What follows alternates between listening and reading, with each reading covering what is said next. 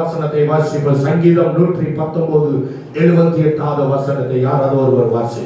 119:78. அகங்காரிகள் என்னை பொய்களால் கெடுக்கப்பட்டபடியால் வெட்கப்பட்டு போவார்களாக. நானோ கட்டளைகளை தியானிப்பேன். ஆமென். ஹல்லேலூயா. நம்முடைய கண்களை எடுத்து ஜெபிப்போம். எங்களை நேசிக்கிற நல்ல பிதாவே, ஆசீர்வதிக்கப்பட்ட நல்ல வேலைக்காக நன்றி சொல்கிறோம். விசேஷமா இந்த நாளில் கொடுத்த வார்த்தைக்காக நன்றி சொல்கிறோம். இந்த வார்த்தை கொண்டு நீ எங்களோடு பேசுங்கப்பா. அடிய மருந்து நீங்க வெளிப்படுங்க. உங்களோட வார்த்தை வல்லமையாய் கண்டவரே இருப்புற பட்டயமாய் கடந்தவர என் தேவன் கிருபை செய்யுங்கப்பா. பேசுகிறது மனிதனோட ஆவியானவர் என்பதை நாங்கள் ஒவ்வொருவரும் உணர்ந்து அந்த வார்த்தைக்கு கீழ்ப்படிந்த வார்த்தையிலோட ஆசீர்வாதங்களை சுமந்திருக்க கிருபை செய்யுங்கப்பா. அடிய மருந்து வெளிப்படுங்க. எல்லா தடைகளையும் மாற்றுங்க. உங்க நாம இந்த நாளில் மகிமைப்படட்டும். இயேசுவின் நாமத்தில் பிதாவே. ஹல்லேலூயா.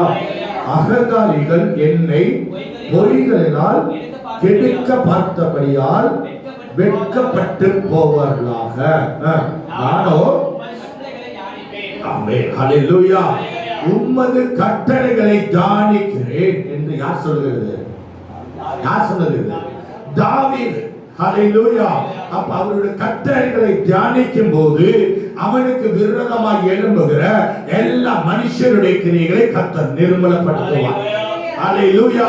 அவருடைய பெயரை கெடுப்பதற்காக அகங்காரிகள் சொல்லப்பட்ட பொய்யினாலே அவன் ராஜ்யத்தையே அசைக்கப்படுகிற சூழ்நிலை உண்டாயிற்று. ஹல்லேலூயா. அகங்காரிகள்னா என்ன?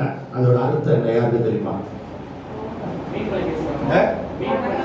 அகங்காரிகள் அது அகங்காரம். அகங்காரிகள் வித்தியாசம் இருக்கு. அகங்காரிகள் என்றால் தன்னை தானே பெருமைப்படுத்திக் கொள்கிறவர்கள்.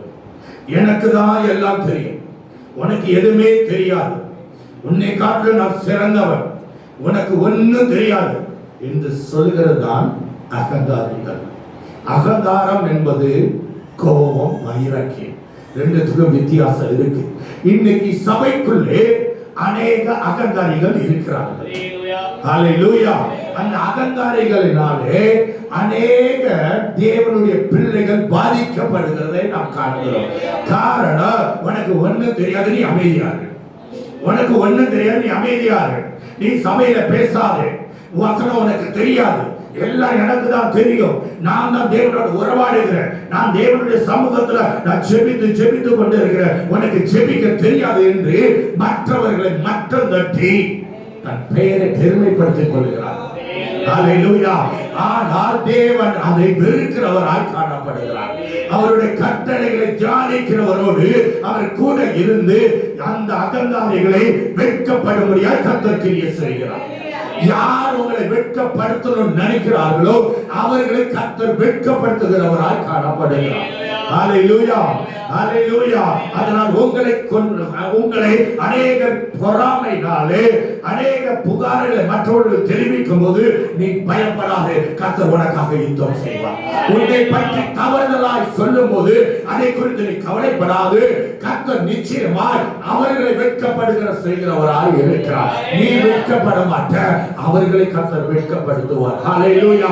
காரணம், வேதத்தை தியானிக்கிற மனுஷர் வெட்கப்படும் போது அது தேவனுக்கே வெட்கமாய் காணப்படும். நிச்சயமாய் அதை கர்த்தர் அனுமதிக்கவே மாட்டார். நீ எந்த இடத்துல வெட்கப்பட்டாயோ அந்த இடத்துல உன்னை உயர பண்ணுகிற தேவன். நீ எந்த இடத்துல அவமானப்பட்டாயோ அந்த இடத்துல உன்னை உயர்த்துகிற தேவன். எந்த இடத்துல உன்னை இழிவாய் பேசினார்களோ அவர்களை கொண்டு உன்னை பெயரை பெருமைப்படுத்துகிறவர். ஹல்லேலூயா. ஹல்லேலூயா. எல்லா இடத்திலும் அகங்காரிகள் உண்டு. ஆனால் அவருடைய வாழ்க்கையை நாம் உள்ள கடந்து சென்று பார்ப்போமானால் அவர்களுக்கு தான் ஒண்ணுமே தெரியாது. ஹல்லேலூயா. எல்லாம் தெரியும் சொல்றவர்களுக்கு தேவன் இருக்க மாட்டார். மேட்டிமையுள்ளவனுக்கு கர்த்தர் எதிர்த்து நிற்கிறார். எனக்கு ஒன்று தெரியல என்று யார் சொல்கிறார்களோ அவர்களோடு கர்த்தர் கூட இருக்கிறார். புரியல நினைக்கிறேன். ஹல்லேலூயா. ஹல்லேலூயா.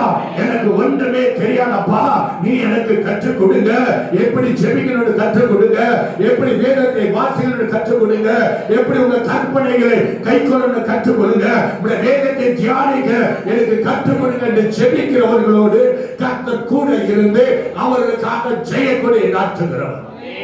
ஒரு நாள் அவருடைய பெயரை பெருமைப்படுத்திக் கொண்டே இருப்பார். நீ எங்கே அவமானப்பட்டு வெட்கப்பட்டு தலை குனிந்து நடந்தாயோ அதையெல்லாம் இந்த ஆண்டு நிச்சயமாய் வர பண்ணுவார். ஹல்லேலூயா, ஹல்லேலூயா. அவர்களுடைய பொய்களினாலே உன்னை ஒன்றும் சேதப்படுத்த முடியாது. ஹல்லேலூயா. அவர்கள் எவ்வளவு பொய் சொன்னாலும் கர்த்தர் உனக்காக யுத்தம் செய்கிறவராய் இருக்கிறார். அவர் உனக்காக யுத்தம் செய்து அவர்களே வெட்கப்படும்படியாய் கர்த்தர் கிரியை செய்கிறவராய் இருக்கிறார். ஞானிகளை வெட்கப்படுத்துகிற தேவன் நம்மோடு இருக்கிறார். பைத்தியக்காரனை கர்த்தர் உயர்த்துகிறவராய் இருக்கிறார். படிக்காதவர்களை கர்த்தர் மேதையாய் மாற்றுகிற தேவனாய் இருக்கிறார். ஒன்றும் தெரியாதவர்களை தான் கர்த்தர் வல்லமையாய் பயன்படுத்திக் கொண்டிருக்கிறார். ஹல்லேலூயா, ஹல்லேலூயா. இன்று சபை வளர்வதற்கு காரணம் புதிதாய் வருகிற ஜனங்களை அடக்குமுறையினாலே இன்று செய்து கொண்டிருப்பதனால அவர்கள் கர்த்தரை விட்டு வழிவிலகி போகிறதை காண்கிறோம். ஹல்லேலூயா, ஹல்லேலூயா. சில அகங்காரிகள் சபைக்குள்ள இருந்து சபையை கெடுத்துக் கொண்டிருக்கிறார்கள். சபைக்குள்ள இருந்து மற்றவர்களை என்ன சொல்றது வெட்கப்படுத்தி கொண்டிருக்கிறார்கள். மற்றவர்களை இழிவாய் பார்த்து கொண்டு இருக்கிறார்கள். மற்றவர்களை அவமானப்படுத்தி கொண்டு இருக்கிறார்கள். சிலருக்கு ஒரு தாழ்வு மனப்பான்மை உண்டா.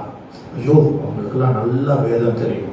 ஐயோ அவங்கெல்லாம் அதிகமா ஜெபிக்கிறவங்க, அதிகமா தேவனோடு உறவாடுகிறவங்க, அவங்க எப்போது ஆண்டவர் சமூகத்திலே இருக்கிறாங்க என்ற அந்த வேற்றுமை சபைக்குள் உண்டாகிறது.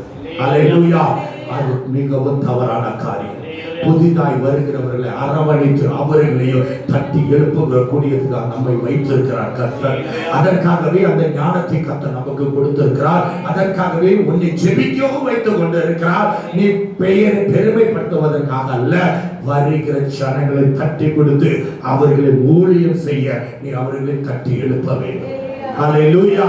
அவர்களை வெட்கப்படுத்தாதபடி அவர்களையும் ஊழியத்தில் பயன்படுத்த நீ முன்மாதிரியாக இருக்க வேண்டும். உன் கிரியைகள் அங்கு வெளிப்பட வேண்டும். உன் வாயிலிருந்து புறப்படுகிற ஒவ்வொரு வார்த்தையும் தாழ்மை உள்ளதாய் காணப்பட வேண்டும். மெட்டிமையான சிந்தையை மாற்ற வேண்டும். இந்த மெட்டிமையான சிந்தையை கொண்டு வருகிறது யாரு? பிசாசு.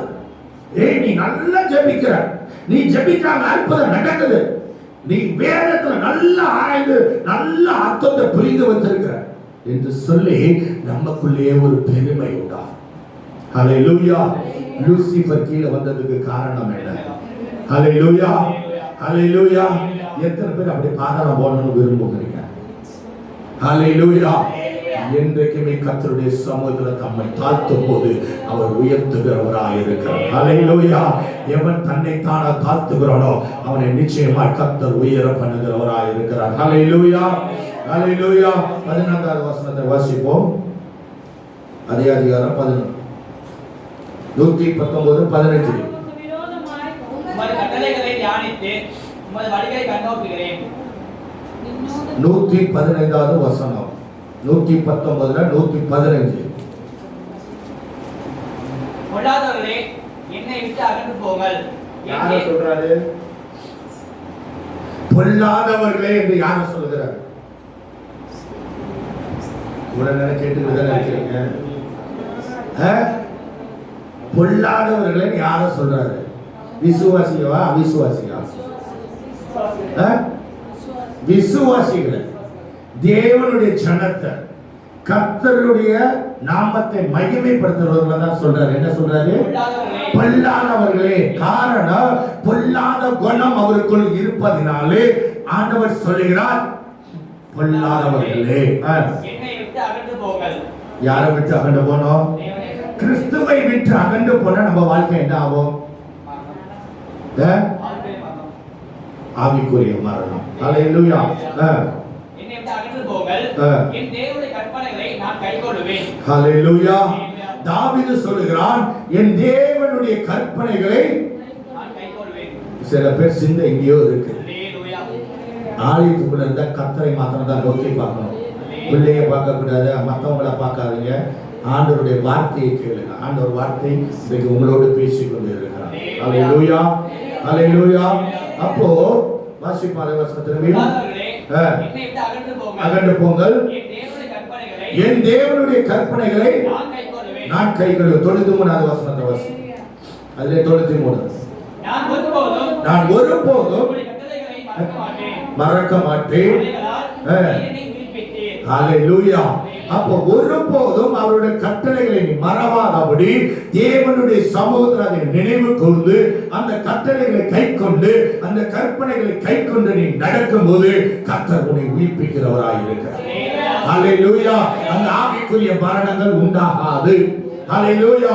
ஆனால் அகங்காரிகள் உன்னை கர்த்தரை விட்டு வெளியேற்றும்படியால் அவர்கள் பொய்களினாலே நிறைந்தவர்களாய் இருந்தாலும் நீ கட்டளைகளை கைக்கொண்டு நடக்கும்போது நீ கற்பனைகளை கைக்கொண்டு நடக்கும்போது உன் ஆவிக்குரிய ரீதியிலே கர்த்தர் உன்னை உயிர்ப்பிக்கிறவராய் இருக்கிறார். காரணம் அந்த சராசங்களை உண்டாக்கின தேவன் உன்னோடு இருந்து கிரியை செய்கிறவராய் இருக்கிறார். உனக்கு விரோதமாய் ஒரு கூட்டம் எழுந்திருந்தாலும் கர்த்தர் உனக்காக யுத்தம் பண்ணுகிறவராய் இருக்கிறார். ஹல்லேலூயா. ஒரு பெரிய கூட்டம் ஒரு பெரிய சேனையா எழுந்து உன்னை நிந்தித்தாலும் கர்த்தர் உன்னை உயர்த்துகிறவராய் இருக்கிறார். ஹல்லேலூயா. ஹல்லேலூயா. என் வாழ்க்கையில் அதெல்லாம் சந்திச்சுட்டு வந்திருக்கிறேன். ஹல்லேலூயா. யாரெல்லாம் வெட்கப்படுறா அவங்க முன்னாடி கர்த்தர் என்னை உயர பண்ணிக்கிட்டு இருக்கிறார். யாரெல்லாம் எனக்கு எதுவும் தெரியாது சொன்னாங்களோ அவங்க முன்னாடி கர்த்தர் என்னை உயர்த்தி கொண்டு இருக்கிறார். எனக்கு ஒரு ஊழியம் செய்ய தெரியாது, அவனுக்கு ஒண்ணுமே தெரியாது, அவனுக்கு கோபம் மட்டும் தான் தெரியும். சொன்ன வாயை கொண்டு கர்த்தர் இன்னைக்கு மாறி பேச வைத்துக் கொண்டு இருக்கிறார். ஹல்லேலூயா. ஹல்லேலூயா. அவர்கள் நினைத்தது இவன் அழிந்து போவான் என்று, ஆனால் கர்த்தரை உயர்த்தி கொண்டு இருக்கிறார். என் சபை நடுவில் சாட்சியாய் சொல்லுங்கள். ஹல்லேலூயா. அன்றைக்கு நிந்தித்தவருடைய வாயிலிருந்து கர்த்தர் இன்றைக்கு சொல்லுகிற காரியம் கர்த்தர் நீ அதிகமாய் மகிமைப்படுத்துகிறார். கர்த்தர் உன்னோடு இருக்கிறார். நீ அபிஷேகத்தால் நிரப்பப்பட்டவர் என்று சொல்லுகிற இந்த நாளில் கேட்டுக்கொண்டு இருக்கிறார். ஹல்லேலூயா. இதே பாளைய பற்றி அந்த கிளை சபையிலே ஆரம்பத்தில் ஒரு சகோதரி சொன்னார்கள், பாஸ்டர் மந்திரவாதியை வச்சு ஊழியம் செய்கிறார்கள். அவருக்கு ஊழியம் என்னன்னே தெரியாது, மந்திரவாதிகிட்ட கேட்டு கேட்டு இங்க வந்து ஊழியம் செய்கிறாரு என்று அந்த ஊர் முழுவதும் சொன்ன அதே வாய். இந்த ஊர் முழுவதும் என் பெயரை கெடுத்தார்கள். ஆனா அவர்கள் சபைக்கு வந்தால்தான், நம்ம சபைக்கு வந்தோம், ஆனா வேற சபை, நம்ம சபைக்கு மாலை நேரத்தில் வருவார்கள். அந்த ஊர் முழுவதும் சொல்லி வைத்தார்கள். நான் தேவனுடைய சமூகத்தில் ஜெபித்த ஆண்டவரே நீர் பார்த்துக்கொள், நீர் ஒரு நாள் நியாயத்தை விளங்க பண்ணுவி என்று நான் விசுவாசிக்கிறேன் என்று ஜெபித்தோம். இது நடந்து கிட்டத்தட்ட ஒரு 7-8 வருஷம் ஆச்சு. இப்ப கடந்த வாரத்துல அவருடைய பிள்ளை வீட்டை விட்டு ஓடி போயிடுச்சு. உடனே ஜெபிக்க இந்த இடத்துல போன் செய்தபோது நான் ஜெபித்தேன். அன்று இரவே அந்த பிள்ளை வீட்டுக்கு வந்துடுச்சு. வந்தது மாத்திரமல்ல, அசுத்தாவினால் அலக்கழிக்க ஆரம்பிக்கும். அளவுக்கு அதிகமான அலக்கழி, யாராலையும் கண்ட்ரோல் பண்ணவே முடியல. மற்ற எல்லா பாஸ்டர், அவங்க சபை பாஸ்டர் எனக்கு வெளியே வரமாட்டாரு, மற்ற பாஸ்டர் எல்லாம் கூப்பிடலான்னு சொல்லும்போது அந்த பிள்ளை சொன்ன இல்ல இல்ல நீ பாஸ்டர் தான் நீ கூப்பிடணும்.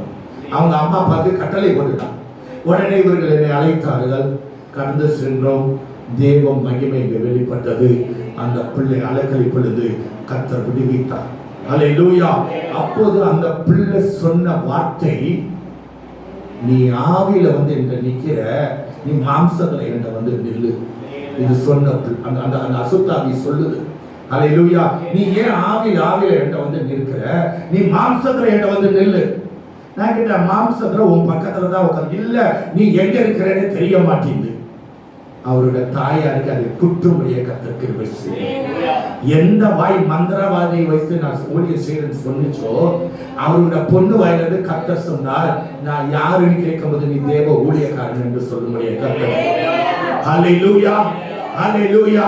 அப்ப யாரெல்லாம் நம்மை அவமானப்படுத்தினாலோ அவர்களுக்கு முன்பாக கர்த்தர் நம்மளை உயர பண்ணுகிறார். இன்றைக்கு அவர்கள் என் பிள்ளைக்கு வந்து ஜெபிங்க இன்னைக்கு காலையிலிருந்து வந்து கேட்டு, ஹல்லேலூயா. அவர்கள் நம்ம பெயரை கெடுத்தார்கள், ஆனால் இன்றைக்கு அவர்கள் வாயிலிருந்து நீங்க வந்து ஜெபித்தாதான் என் பிள்ளை விடுதலை ஆகும் என்று அவர்கள் ஜெபிக்க சொல்கிறார். ஹல்லேலூயா.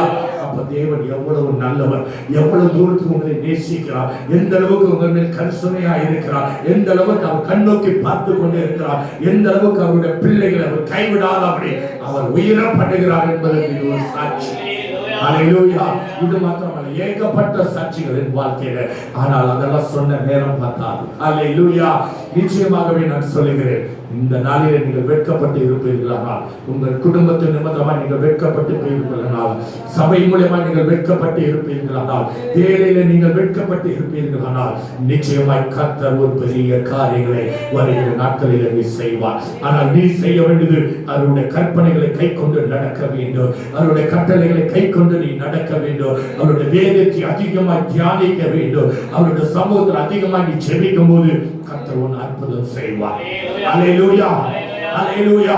அநேகர் திருப்பி கேட்கிற கேள்வி, நீங்க உங்க வியாதிக்காக நீங்க ஆண்டவர் சமூகத்துல வந்து ஜெபம் பண்ணீங்கன்னா விடுதலை கிடைக்கும்னு நம்ம சொல்லும்போது அவர்கள் திரும்பி கேட்கிற ஒரே வார்த்தை, ஓ சரீரத்தில் இருக்கிற சொல்லுங்க, ஓ சரீரத்தில் இருக்கிற சொல்லுங்க, அத நீ ஆண்டவரத்துல சொன்னதை பெற்றுட்டு எனக்கு வந்து சொல்லு. அப்போ முதலாவது நாம என்ன செய்யணும்? தேவனுடைய சமூகத்துல விடுதலை பெற்றுக்கொள்ள வேண்டும். அந்த விடுதலை பெற்றுக்கொள்ளனா வசனத்தை என்ன செய்யணும்? மாத்திரையாய் உட்கொள்ள வேண்டும். அந்த வார்த்தை உள்ளார கடந்து சென்று கிரியை செய்து எந்த பகுதி பலவீனமோ, எந்த பகுதியில வியாதியா இருக்கிறதோ கர்த்தர் அதை சுகப்படுத்துவார். நீ மனுஷனுடைய வார்த்தை கீழ்ப்படியாதபடி தேவனுடைய வார்த்தையை தியானிக்கும் போது அந்த வார்த்தை உனக்கு மருந்தாய் காணப்படும். அந்த வார்த்தை உன் வியாதியை குணப்படுத்தும். அந்த வார்த்தை உன்னை சுகப்படுத்தும். அந்த வார்த்தை அநேகருடைய இருதயத்தில் கிரியை செய்யும். அந்த வார்த்தை அவருடைய வியாதியிலிருந்து விடுவிக்க செய்யும். அல்லேலூயா, அல்லேலூயா. ஒரு குருடன் மற்ற குருடனுக்கு என்ன செய்ய முடியாது? வழி காட்ட முடியாது. முதலாவது இவனுக்கு அந்த பாதை தெரிந்திருக்க வேண்டும். முதலாவது நமக்கு தேவன் யார் என்பதை தெரிந்திருக்க வேண்டும். அவர் எப்படிப்பட்டவர், அவர் என்ன செய்வார் என்பதை முதலாவது நாம் அறிந்திருந்தால் மற்றவர்களுக்கு அதன்படி சொல்ல முடியும். அல்லேலூயா, அல்லேலூயா. அப்போது அவர்கள் உன்னை வெட்கப்படுத்த மாட்டார்கள். கர்த்தர் உன் பெயரை பெருமைப்படுத்துவார். அல்லேலூயா, அல்லேலூயா. ஆனால் நீ வேதத்தை வாசிக்காமல், தியானிக்காமல், அவர் கட்டளைகளை கைக்கொண்டு நடக்காமல் நீ கடந்து சென்று தேவனுடைய அன்பை சொல்வாயானால் அவர்கள் உன்னை வெட்கப்படுத்துவார்கள். நீ வெட்கப்பட்டு அவமானத்தோடு தலை குனிந்து தான் நீ கடந்து வர வேண்டும். அல்லேலூயா, அல்லேலூயா. அப்ப இன்னைக்கு நீங்க யோசிங்க, நீங்க வெட்கப்படணுமா இல்ல உங்க தலையை கர்த்தர் உயர்த்தணுமான்னு முடிவு பண்ணுங்க. அல்லேலூயா, அல்லேலூயா. எந்த அளவுக்கு நீங்கள் வார்த்தையை தியானிக்கிறீர்களோ அந்த அளவுக்கு உங்கள் தனிப்பட்ட வாழ்க்கையிலோ உங்க குடும்ப வாழ்க்கையிலோ கர்த்தர் பெரிய மாற்றத்தை செய்து கொண்டே இருப்பார்.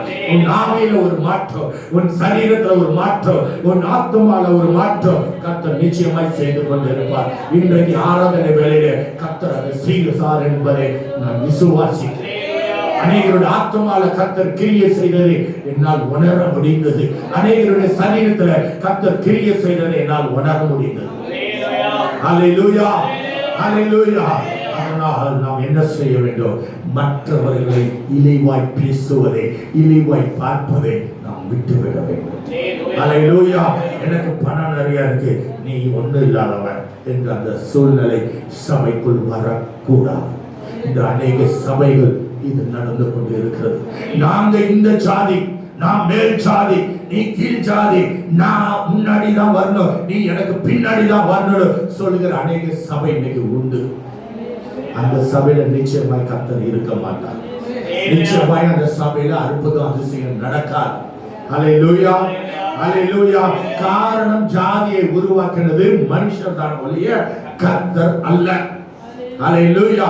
அப்போ கர்த்தர் இன்றைக்கு உன்னை ஆசீர்வதித்திருக்கிறார் என்றால் நீ கர்த்தரை மகிமைப்படுத்த வேண்டும். அதை விட்டு மற்றவர்களை இழிவுபடுத்த வேண்டும். அல்லேலூயா, அல்லேலூயா.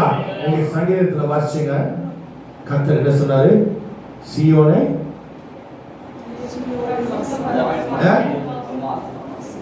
சீயோன் வாஸ்தஸ்தலம். எது சீயோனு? தேவாலயம். எது? இருதயம். இந்த இருதயத்துல பொல்லாத குணம் இருந்தா அது சீயோனா இருக்காது. அது என்னவா தான் இருக்கும்? நரகமா தான் இருக்கும். அல்லேலூயா. அப்ப என்னைக்கு நீ சீயோனாய் மாறுகிறாயோ அன்னைக்கு அந்த தேவாலயத்தில் கர்த்தர் உனக்குடன் கிரியை செய்கிறவராய் ஹல்லேலூயா. மத்தேயுல சொல்லுகிறது, நான் பசியா இருந்தேன், நான் தாகமா இருந்தேன், நான் வஸ்திரம் இல்லாமல் இருந்தேன் என்று யார் சொல்லுகிறார்? இயேசு சொல்லுகிறார். அப்போது சிஷ்யர்கள் கேட்கிறார், நீங்க இப்படி எல்லாம் எப்ப இருந்தீங்க? ஹல்லேலூயா. அப்ப அதற்கு இயேசு சொல்லுகிறார், உன்னிடத்தில் சிறியவர்களை எனக்கே செய்தீர்கள் என்று. நீங்க எப்போ ஏழைக்கு இறங்குறீர்களோ அன்னைக்கே கர்த்தருக்கு நீங்க கடன் கொடுக்கிறவர்களாயிட்டீங்க. ஹல்லேலூயா, ஹல்லேலூயா.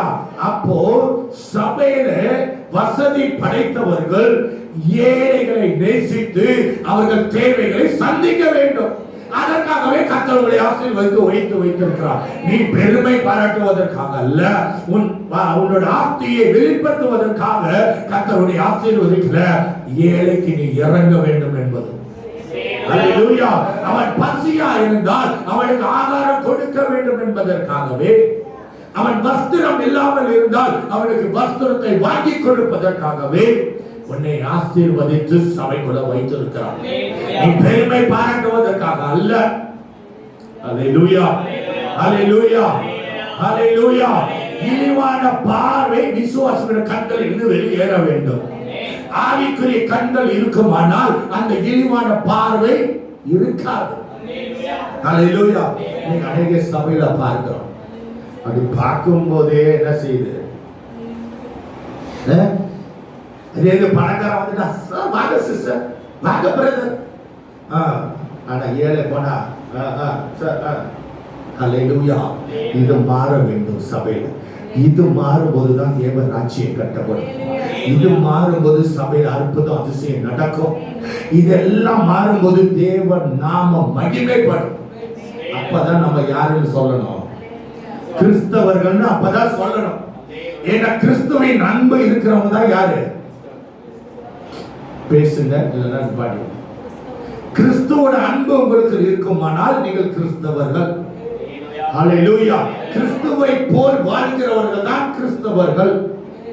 நீ கர்த்தரை உண்மையாய் விசுவாசிக்கும் போதுதான் விசுவாசி என்று சொல்ல வேண்டும். அவருடைய கற்பனைகளை கைக்கொண்டு நடக்கிறவர்கள் தான் உண்மையான விசுவாசிகள்.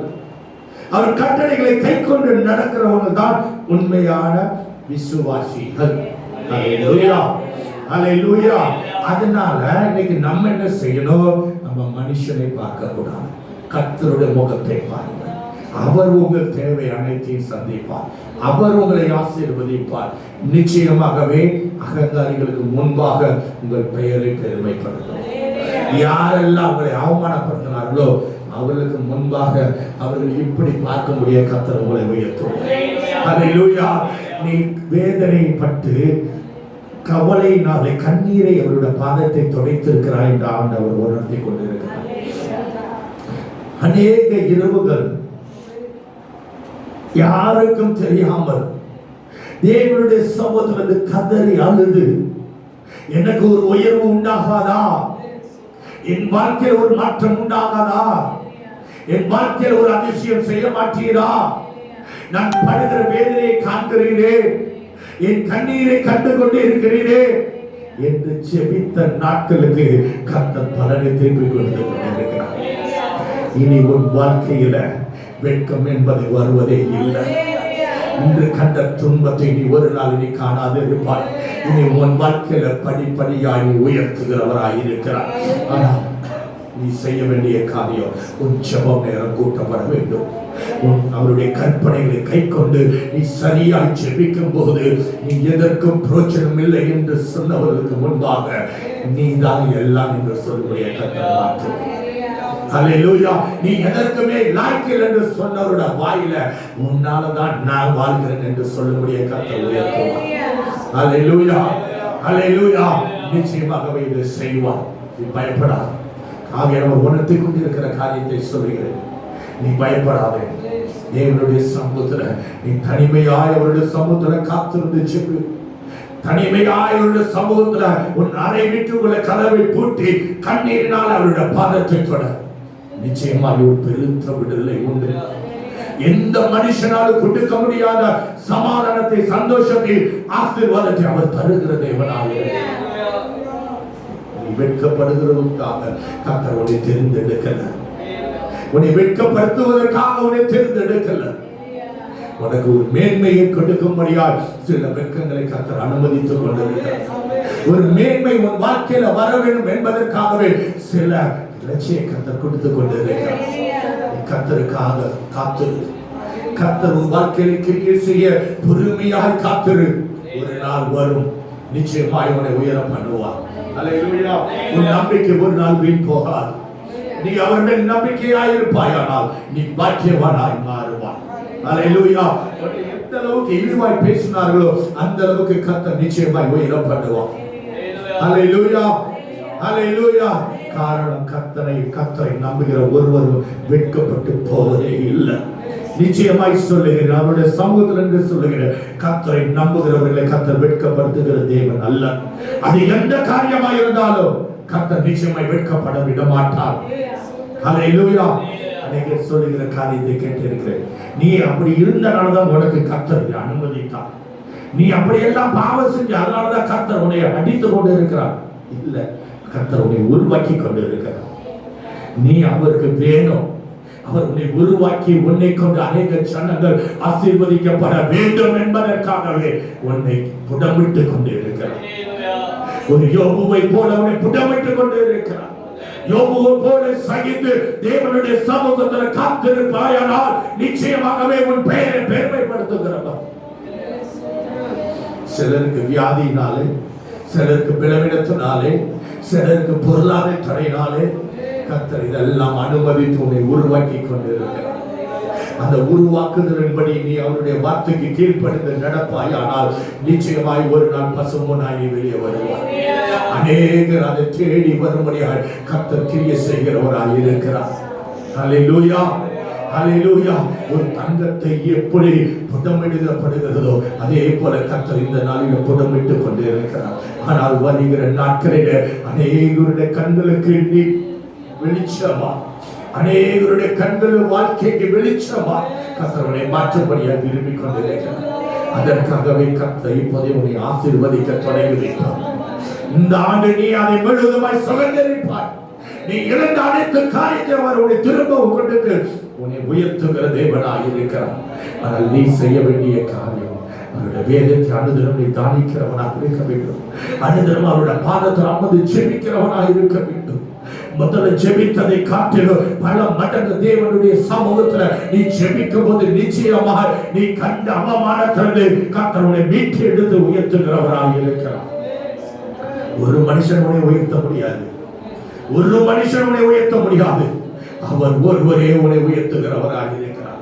உன் வாழ்க்கையில நீ நினைத்து பார்க்காத நன்மைகள் உன்னை வந்து சேரும். நீ தேடி போக வேண்டிய அவசியம் இல்லை.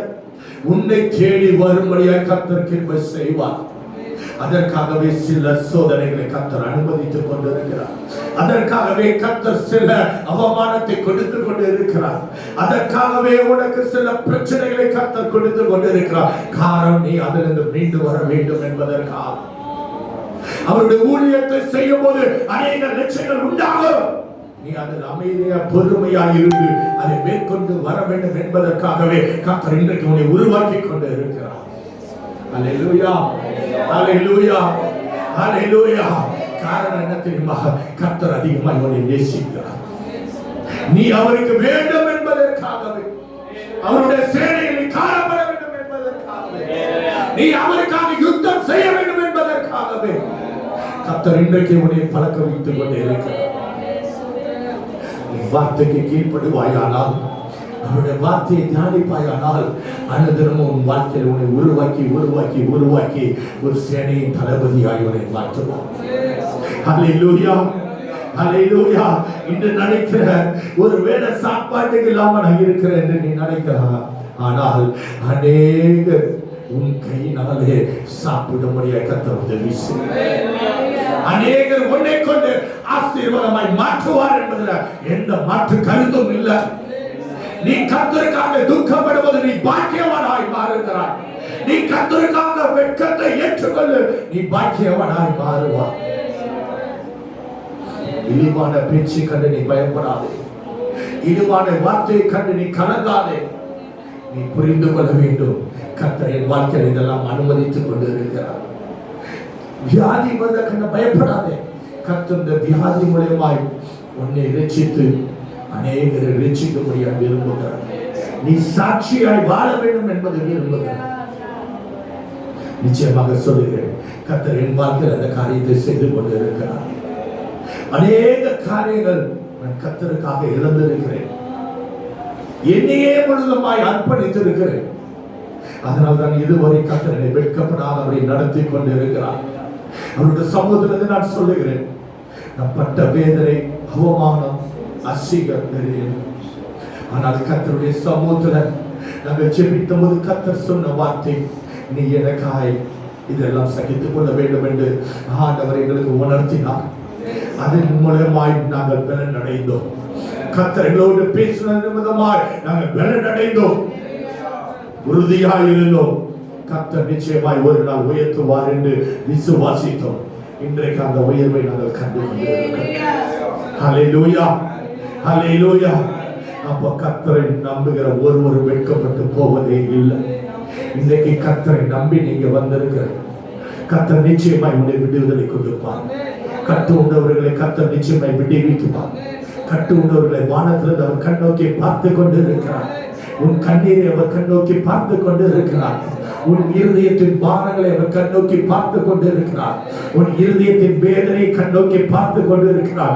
அடுத்த நிமிஷம் நான் என்ன செய்ய போகிறேன், என்ன நடக்க போகிறது என்று நினைத்து நீ திகைத்துக் கொண்டு இருக்கிறார். இல்ல, கர்த்தர் பெரிய காரியங்களை செய்ய போகிறார். கர்த்தர் பெரிய காரியங்களை செய்ய போகிறார். இன்றைக்குமே கர்த்தர் செய்கிற காரியம் கடைசி நிமிஷத்தில் அவனை தூக்கி மீட்டு எடுக்கிற தேவனாய். காரணம், அதுவரை நீ விசுவாசத்தில் நிலைத்திருக்கிறாயா என்பதை அவர் சோதித்துக் கொண்டிருக்கிறார். ஹல்லேலூயா. கடைசி வரை அவர் உண்மை உத்தமமாக இருப்பாயானால் நிச்சயமாகவே உன் குடும்பத்தை ஆசீர்வதித்து அபரிவிதமாய் பெருக பண்ணுகிறவராய் இருக்கிறார். ஹல்லேலூயா, ஹல்லேலூயா. சங்கீதம் 132:18 வசனத்தை வாசிப்போம். 132:18 வசனம். அவன் சத்துருக்களுக்கு வெட்கத்தை உடுத்துவேன். அவன்னா யாரு? அவன் அப்படின்னு சொல்லியிருந்தா அது யாரு? கட்டளைகளை தியானிக்கிறவன்.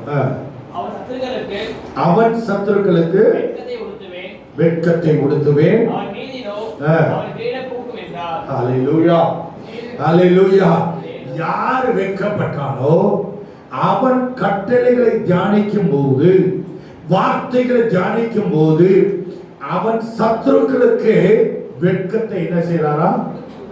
சட்டையா போட்டு அணிவிக்கிறான். ஹல்லேலூயா. நீ போடுற உன் சத்துருக்களுக்கு கர்த்தர் செய்கிற காரியம் இது. ஹல்லேலூயா. ஆனால் அவன் மீதிலோ ஹல்லேலூயா யாரோட கிரீடம் போக்கும்? ஹல்லேலூயா. அவன் வசனத்தை தியானித்ததினாலே, வசனத்தை கைக்கொண்டு நடந்தனாலே, தேவனுடைய கட்டளைகளை கைக்கொண்டு நடந்தனாலே அவன் வெட்கப்படாதபடி அவனுடைய தலையின் ஜீவ கிரீடத்தை கர்த்தர் வைக்கிறார். ஹல்லேலூயா. சங்கீதம் 35:26 வாசிக்க. சீக்கிரம் வேகமா. சங்கீதம் 35:26. எனக்கு நேரிட்ட ஆபத்துக்காக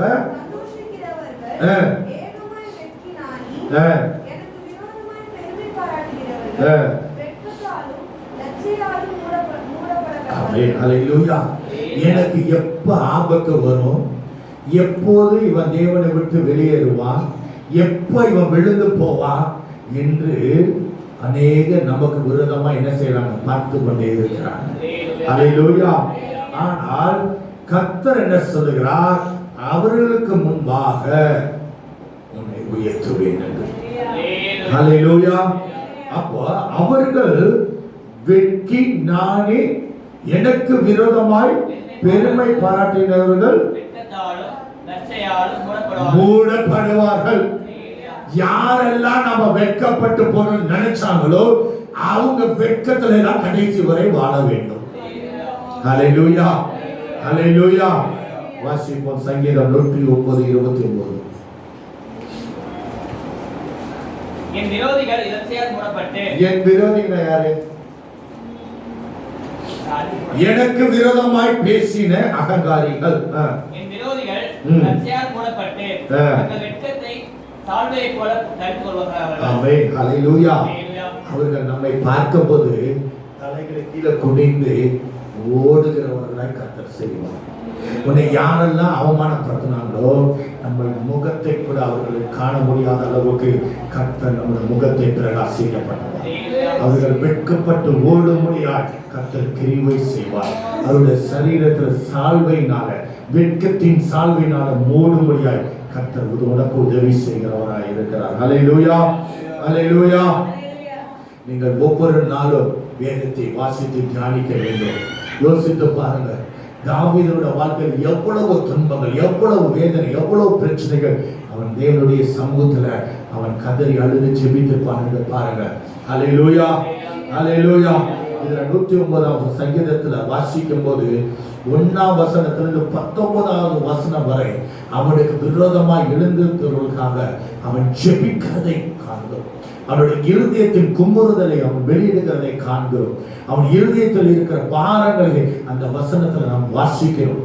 1ஆம் வசனத்திலிருந்து 19வது வசனம் வரை அவனுடைய துக்கத்தை அவன் வெளிப்படுத்தி அவனுடைய விரோதிகளுக்கு விரோதமாய் கர்த்தர் செய்ய வேண்டும் என்று அவன் ஜெபிக்கிறதாய் காணப்படுகிறது. ஹல்லேலூயா.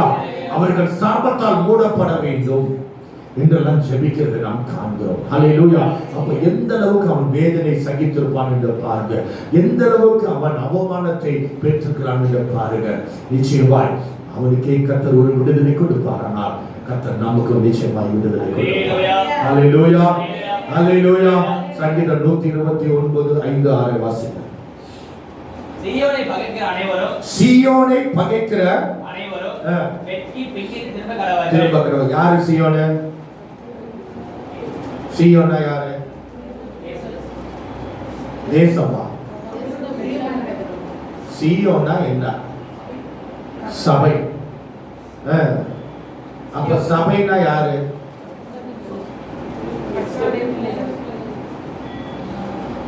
இன்னும் சொல்ல போனா சீயோனா நம்ம தான். சபையில இருக்கிற ஒவ்வொருவரும் சீயோன் தான். ஏன்னா உன் இருதயம் தேவனுடைய ஆலயம், அதனால நீ சீயோன் தான். ஹல்லேலூயா.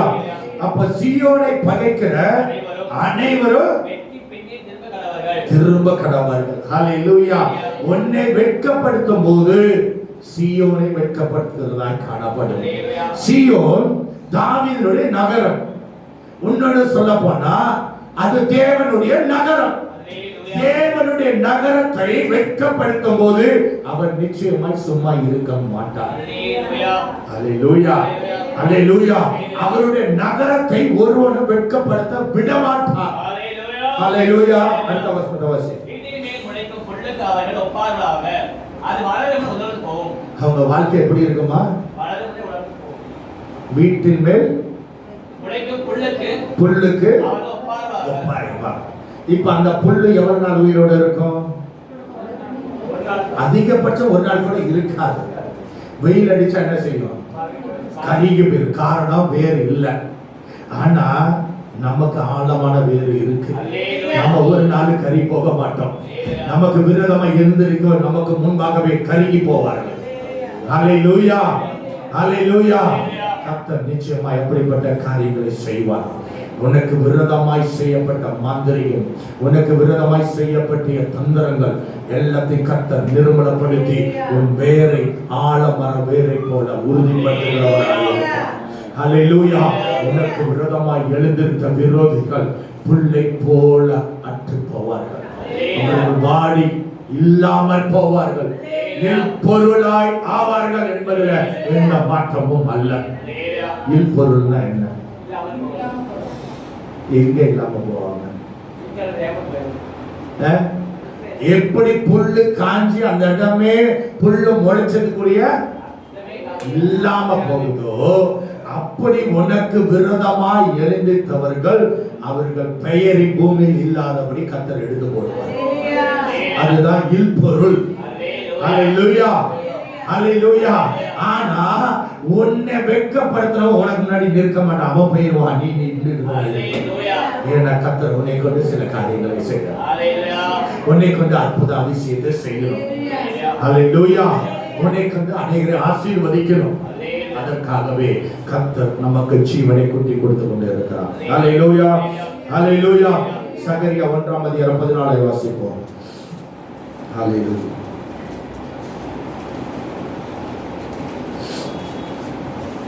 சகரியா 1:14.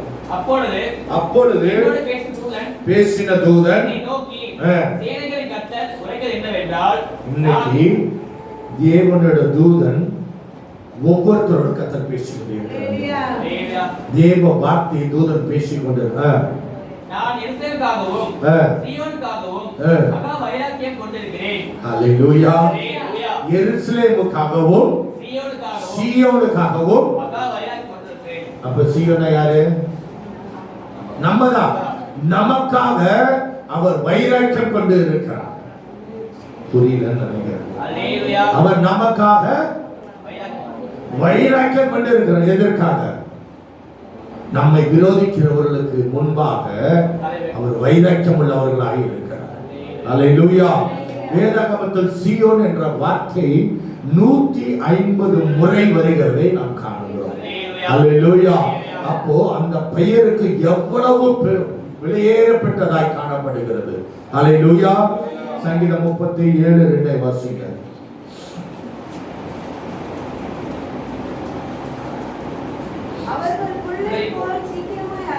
சீக்கிரமாய் அறுப்புண்டு. உனக்கு விரோதமாய் எழுந்திருந்தவர்கள் வெகு சீக்கிரமாய் அறுப்புண்டு போவார்கள். அவர்கள் சீக்கிரமாய் மாடி போவார்கள். அவர்கள் இருந்த இடம் தெரியாமல் போகும். நீ அதை கண்டு பயப்படாதே, அதை கண்டு அவமானப்படாதே. நிச்சயமாய் உன் பெயரை பெருமைப்படுத்துவோம்.